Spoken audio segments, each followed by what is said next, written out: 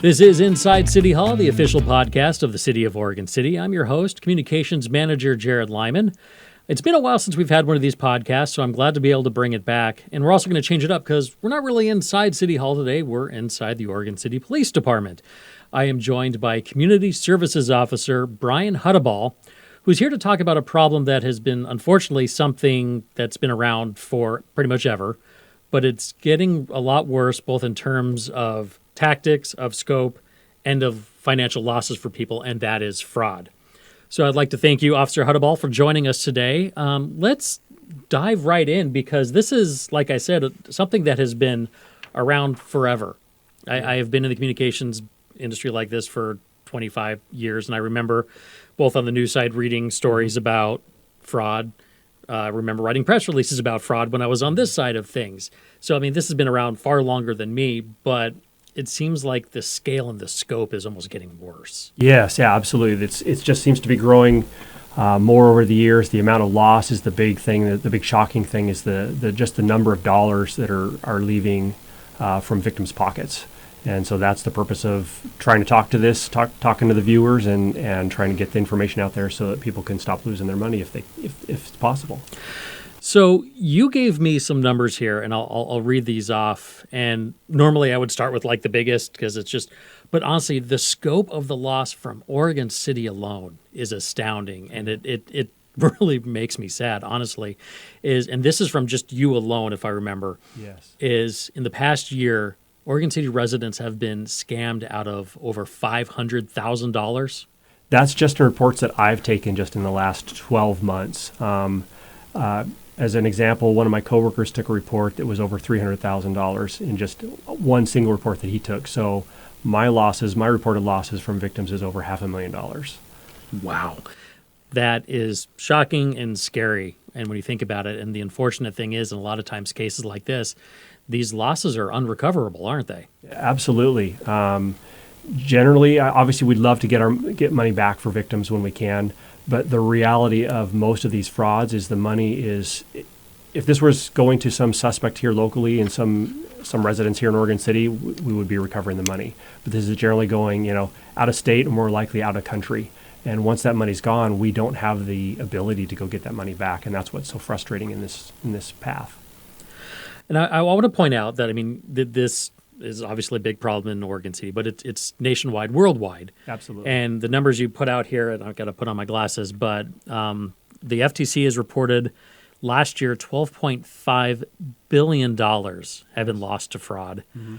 The FBI, $16.6 billion. So, these are numbers that are on the scope of like federal budget level types of size of numbers that people are losing throughout the country. Yeah, absolutely. We're not talking just small amounts of money, and this is not just happening to just a few people. This is impacting obviously lots of people that are losing large sums of money.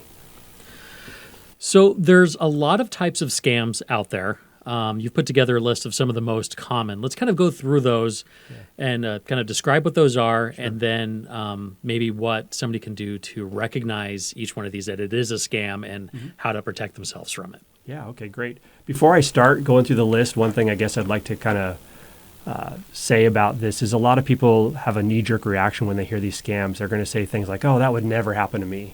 I would never fall for something like that. And I like to believe that, but the reality is different because obviously this is happening to a lot of people. This is happening to our family, our friends, our neighbors.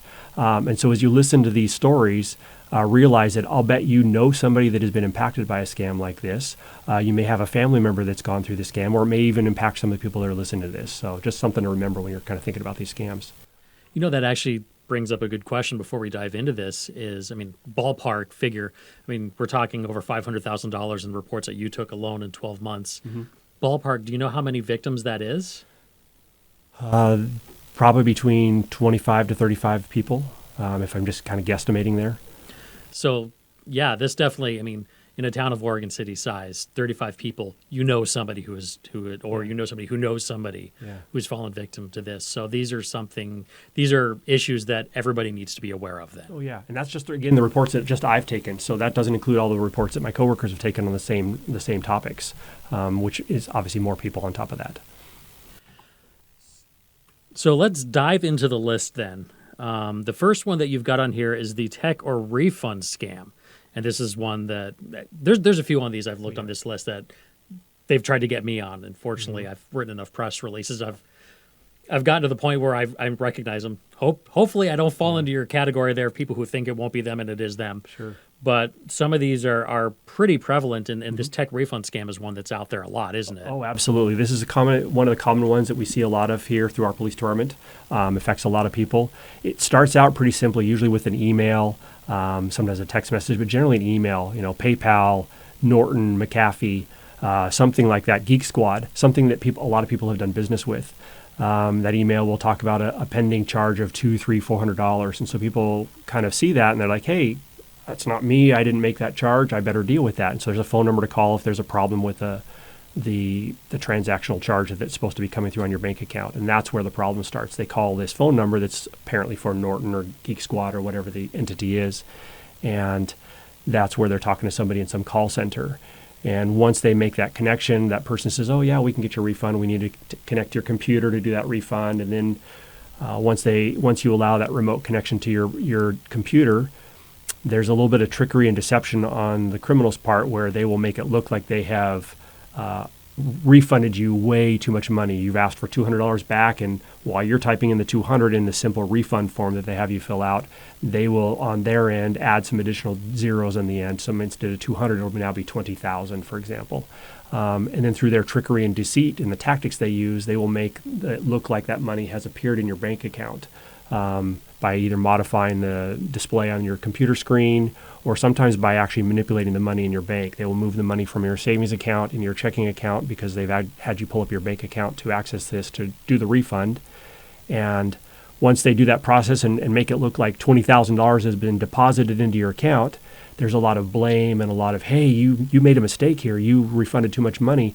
You have to help me get that money back. If you don't, I'm going to lose my job. I could lose, my family. Lots of concern here." So they really play on your emotions to get through to this. Absolutely, yes. They play on your emotions and tie you up to get that money back. And so now you have to jump through their hoops to get that $20,000 returned to them so that they can be made whole again. And when you see your screen, you're like, "Oh yeah, there's $20,000 there that wasn't there to begin with." God, I hate to say it, but it's diabolical, really. Absolutely. So, I mean, there's a lot of ingenuity, unfortunately, in these types of situations. I wish these people would apply their skills to the good. Yes. But it really does throw multiple facets at you, so it can be really difficult to spot that out. Yeah, because I think that's another thing that people say, well, how can somebody fall for this scam? And psychologically, I think a lot of people, if somebody just called them and says, "Hey, you owe me $20,000, nobody's going to fall for that. But when you get the charge on your, in your email, and you make the phone call, "Hey, I've initiated that call to the company, so I'm now believing that I'm calling the right source. It's not somebody stranger calling me. I've called that person. So because I've initiated it, I think it makes it more believable at that point, and that's why more people are susceptible to falling for that type of scam because they started the process. So. Advice time then, how would you help somebody or inform somebody to recognize this is a scam from the get-go and not fall prey to it? Yeah, the big thing is, if you ever get that email about some pending charge, Geek Squad, Norton, whatever, PayPal, go to the source. Hey, if you've got a PayPal account and you're getting an email that's allegedly from PayPal that says there's a pending $400 charge for Bitcoin currency or whatever, open up your Bitcoin app or go right to your account and see if there's a pending charge. Go to your bank, look at your bank statement. Is there a pending charge? The answer is there won't be because all of these emails are fake. They're just sending them out in a wide net, hoping to catch somebody that actually has PayPal or Norton or whatever. Another thing that people can do sometimes is they can check the sent from line, and oftentimes there's very easy to recognize telltale signs that this is not an actual email address from a legitimate business, correct? Yeah. By looking at the email address, sometimes there'll be a bunch of numbers in there or letters, or it might be a Gmail address or something like that. And so It may even include the business name's real domain, a part of their real domain name, like paypal.com, but except it won't be paypal.com. It'll be support@user@paypal.com or something like that. So it will include a piece of the name in the email address, but not the actual real domain name. All right. Let's look at some of the fraud charges that messages people get as well, because that's another one. And these are things that I've seen again as well. How do people, what does that commonly look like? And again, how do people recognize it and try to not fall victim? Yeah. Sometimes it'll be a simple text message from your bank or a text message from Amazon, something that you actually legitimately do business with, and saying there's a fraudulent charge, you need to call this number or whatever. And the phone number that may appear may seem to be really with your bank, which they're using spoofing software or something to design it to make it look like it's really them calling. But like the Amazon one is an example. Hey, did you just purchase a $1,100 TV through Amazon? Hit yes or no, and then call this number. And then the way they steal money from people in that scenario is they will actually ask for, never understood how they explain this to the victim, but they will make some explanation like, hey, the only way to cancel this transaction from happening is to create another transaction that matches that amount. And you can do that by buying gift cards. And so they will make the victim buy gift cards that match that $1,100 amount and then provide the gift cards that will then cancel that fraudulent charge from happening, allegedly. So yeah, here's a great example of how it catches people by circumstance too. Is like we've probably all seen these DMV texts that have been going out. Hey, you haven't paid these tolls, for example. Lots of them have been going. I'm getting my work cell phone, my personal cell phone from DMV. Hey, we're going to suspend your license if you don't, contact this and pay this, these toll bills. A lot of people that get caught up in frauds are caught up by just the timing of the event. Most people are going to look at that DMV text and just delete it because they know it's a scam. But somebody who, I took a report on this because they fell victim to it, they had just recently traveled to a state that had tolls, and they had just come back from that trip, and then all of a sudden they get a text message a couple days later like, oh shoot, I went to a place and I was in national parks and I must have missed a toll or a fee or something I don't want to get in trouble, so they respond to the text. And so a lot of this is very based on the timing. It can catch people off guard. Most people will see this stuff, it's a fraud. But based on your circumstances of where you are in life, if it would have been a week earlier or a week later, it makes a difference whether you get caught up in it. You mentioned gift cards, and gift cards seem to be a recurring theme in a lot of these cases. I know another one that I've seen numerous times is an email that attempts to look like somebody you work with, be it a supervisor or someone. I'm in a meeting. I need some gift cards real quick. Is it safe to say that like if somebody's requesting something from gift cards, 9.9 times out of 10, it's going to be a scam and you should be skeptical? Yeah, absolutely. Gift cards is one of those giant red flags. If somebody's asking for payment, whoever that somebody is, why do you need to go buy Apple gift cards or Visa gift cards or Target gift cards to pay whatever it is the fee is that you're being paid? And so, yeah, if they get that suspicion, like you said, hey, my coworker or my supervisor is emailing me or somebody in my email list is emailing me saying, hey, I'm on a trip. My wallet was stolen. I need some money. Can you help me out? Can you go get a gift card and email me the information? Send me some pictures. Yeah, should be a gift card, giant red flag. Absolutely. Another one that you have on the list here is the romance scam. And I almost say I find this one even one of the most reprehensible ones because, they're all terrible. They all victimize people. But this one plays on some of our deepest emotional states and really victimizes people who are oftentimes already not feeling the best about life. So this feels really terrible for me. So could you explain the romance scam and how people can recognize it and try to avoid it? Yeah, the romance scam is absolutely, in my mind, the worst one that happens to people because it can be financially devastating to a lot of people, but even worse than the finances is the emotional devastation it causes afterwards. It generally starts with somebody meeting somebody online through some kind of online dating site of some type, and very legitimate websites that can be used for that. Not to say that there aren't great things that can be happening from those meetings, but unfortunately there's a lot of criminals that will use those to con people. And it starts out with meeting somebody through an online dating website, and then it starts out with a very strong level of trust and relationship building at the front. And this could go on for days or weeks or months, where there's just lots of phone calls, lots of text messages, lots of emails, lots of I love you, lots of sweet terms, really deep, emotional, frequent phone calls, just to really build this relationship up and really trust. And then it will eventually ask for some step to be taken, some level of trust. Hey, I've run into some problem. I can't access my bank account. Can you look at it for me and access it, as an example? And that shows the level of trust. Hey, I'm trusting you to look at my personal information. And then you'll see that there might be millions of dollars in his bank account or something, and they're feeding you some information that is not actually their information. Something to make it look like they're very wealthy when they're not.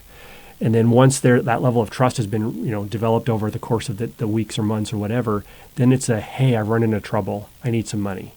I need this person paid off, or I need this money to be sent here, or money sent to me, or my brother just had an issue with his business. Please send me money. And then it just continues to build and build and build. And the victim at that point is like, hey, I'm in a loving relationship. I trust this guy. We're going to get married. We're going to get live happily ever after. He's very wealthy, or she's very wealthy. It works both ways. It's not always male or female. And once that happens, and that door of sending money, then it just kind of continues and continues. And the hard part with this is the victims usually don't realize they're being conned until very, very, very deep into the con. I mean, this is kind of like the long game for a lot of these people. Absolutely, the long con. This is the one that can go on for months. And I mean, they don't believe they're being conned. And even if friends or family or their banker is telling you, hey, there's something wrong with this, they don't want to believe it. Their heart is telling them that this is a real relationship they're in. Because again, they talk to this person every day. They trust this person. There's a lot of I love you. There's a lot of deep emotion built into this relationship on their end. And so they don't want to believe that they're being conned. And so I've talked with people at banks that say, hey, I think we've got a person who's a victim of a scam. Can I have them talk to you? Yes, please send them my way. I want to talk to them. I want to hear what's going on and maybe talk. And it's a lot of times the victim won't come see me because they don't believe they're being conned. I mean, and not just that, there's probably that level of embarrassment as well, is because everybody wants to think that they're above being fooled like this, I would imagine. So that probably adds another level of reluctance to report, correct? Oh, yes, absolutely. Because once they do reach that point where like, hey, wait a second, something's wrong here, this isn't real, and they do realize, then there's huge amounts of remorse, embarrassment, shame, all kinds of those heavy emotions. They don't want their family to know. They don't want their friends to know. They don't want anybody to know about it. It's very embarrassing for them to come to talk to somebody because they feel like, how can I trust myself when I thought I trusted this person so much that I found out that whole thing was a scam? Now, how do I trust my own feelings to trust people anymore? Are there some red flags that people can look for early on in one of these situations, or perhaps even some tests that they can kind of perform on the person to make sure they're not being conned? I don't know if it's like, hold a sign with today's date on it or something, but they could still do that and still be the one scamming them. So yeah. I don't know what somebody can do to prevent that. That's a harder one to answer because at the time, the victim who's involved in the relationship, there's not much you can do to convince them at the start. And so sometimes this has to almost be, at least from my perspective, more of an outsider's influence that will hopefully try and get that wedge to or find those cracks to get the person to realize that something's not right here. Because the person, when they're in the middle of the relationship, they're just not going to see it. They're seeing it with their emotions instead of with some logical thoughts. But yeah, and your question about looking for dates or things like that, I mean, people, you can be talking to a real person, video chats and things like that, and they're really using their real face when they're committing these crimes. So that's a hard thing for me to explain or to try and figure out a way for the victim to realize it up front, other than those warning signs of, hey, you're in this relationship, but why do they need all this money if they've got access to all this money? Or why is it when a lot of the confusing stuff happens when, hey, I owe some money to a friend, I'm going to have this person send money to you, and then you send the money to the friend. Well, if you owe the money to the friend, just send the money to the friend yourself. Why do I have to be the middleman to pass money from one person to this person instead?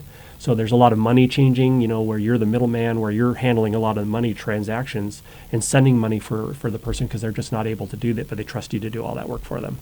So I think the next scam is almost as terrible because, again, it's playing on some of those really deep emotions, and that's the grandparent scam. Yeah. This is one that's been around forever, but it's taken some new wrinkles lately and I think become a little more vicious. So can, again, explain that and help people recognize that. Yeah. A couple different ways it starts. It can go on with a simple, it's always a phone call, but hey, Grandma, it's me. And they either wait for you to respond, oh, is that you, John, or whatever the name is, because you're providing them the name. It's a very low-tech scam. They're waiting for you to give them the name they're going to work with.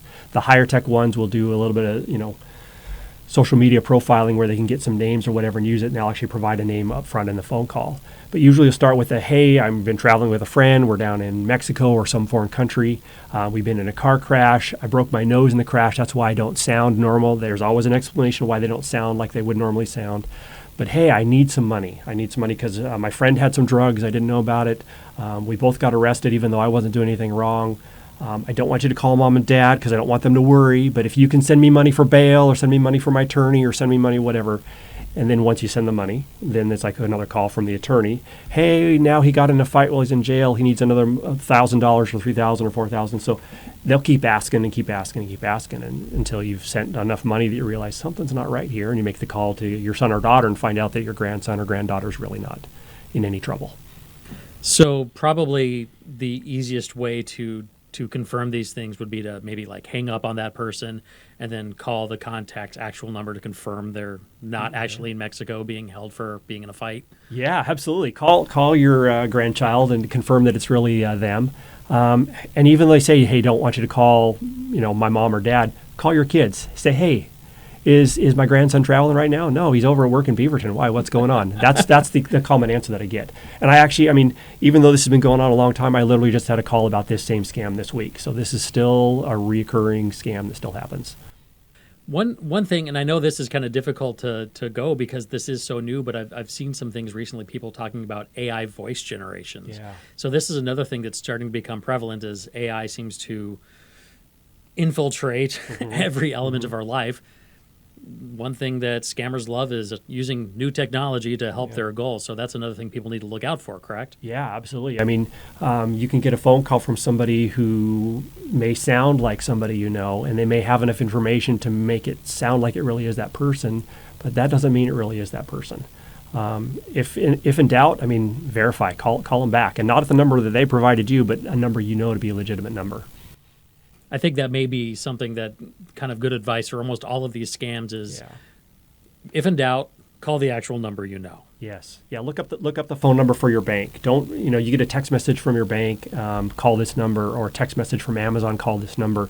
Don't call those numbers. Look up a number that you know to be a valid number, whether it's off a bank statement or off of your app or wherever you can get that number. There's a few others to look at here. One that catches my eye: Publishers Clearinghouse, International Lottery, etc. Again, those lottery things have been an issue forever. Yeah. Publishers Clearinghouse has been in the news recently. People may recognize that, not remember it's because they've gone bankrupt, right, and they themselves have almost become a scam. Mm-hmm. But these types of things kind of falling under that. If it's too good to be true, chances are it probably is. It sure is. Yeah. If you're if these scams, or I'm sorry, if these prizes were real, the scam works with, hey, you've won this prize, but now to get this prize, you have to pay a bunch of money for taxes or for shipping. Like, hey, you won this car, we're going to ship you this, $80,000 car, but you got to pay $15,000 to ship it to you. So you got to pay, and hey, I'm getting an $80,000 car. Why wouldn't I not want to spend $15,000 to get, or you win a $2.4 million prize, but you got to pay $100,000 taxes up front. Things like that. Yeah. The IRS works, they always get their money before you're going to get the money. So there's no need to pay up front to get some kind of payment in the return. That's a really good point. They'll get their money. They'll get their money. Don't worry. They can be patient. They know what they're going to get it. Yeah. Another one on here, current events, which again, just playing on terrible emotions from things that may really invoke those deep emotional responses. That's another one that people have been falling victim to. Explain what that is. Yeah, that's just something that anytime there's some kind of major news event that happens, whether it's a natural disaster or even just something that's very tragic. The one that comes to mind was a couple years ago when the Titan sub sank. There were some news stories about fraud associated with that, where people asking for money for victims' families or whatever.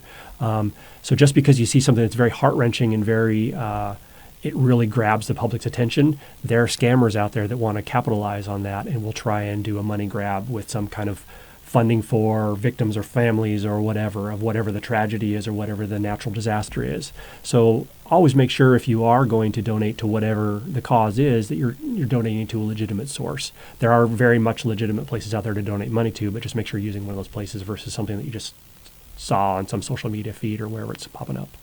And there are, those well-known agencies, Red Cross, for example, or stuff like that.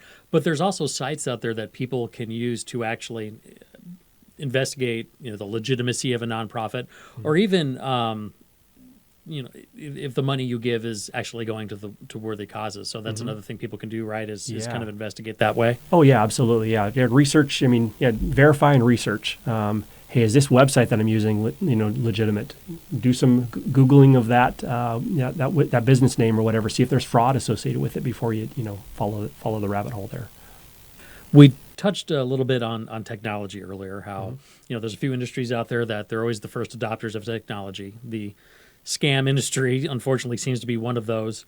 You've got on here a few red flags there, or new scams: task scam, crypto investments, calls promising money for victims, people doing old ploys in new ways. Yeah. What are some of these things out there that people can look out for? Yeah. Crypto investments, obviously cryptocurrency is a big thing nowadays, and so there's lots of people that are like, hey, I can hear you make a lot of money in crypto, so they'll see it on social media, they'll see it here from whatever, some forum they're in, and they can get sucked into that where they think by providing a bunch of money, they're going to make a huge amount of money in return by providing it to this person who can invest it for them in cryptocurrency.